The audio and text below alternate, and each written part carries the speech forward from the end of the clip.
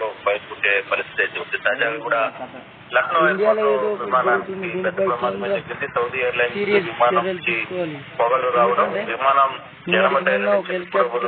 పొగలు ఒక్కసారిగా రావడంతో ల్యాండింగ్ సమయంలో ఈ ఇష్యూ విమానంలో దాదాపు 250 మంది ప్రయాణికున్నారు. అయితే లక్కీగా ల్యాండింగ్ సేఫ్ అయింది. రన్నింగ్ లో వచ్చి ప్రయత్నం చేశారు. దాదాపుగా అరగంట వరకు కూడా సిచ్యువేషన్ అరగంట తర్వాత సిచ్యువేషన్ కంట్రోల్లోకి వచ్చిన ఈ ఫ్లైట్ లక్నోకి దిగిన ఫ్లైట్ ఎప్పుడైతే ఆకాశంలో ఆ భూమికి రాపిడి కావడంతో ఒక్కసారిగా అక్కడ మీరు చెప్పినట్టుగా గాల్లో జరిగితే అది ఆ విమానాల టైర్ల వల్ల జరిగింది.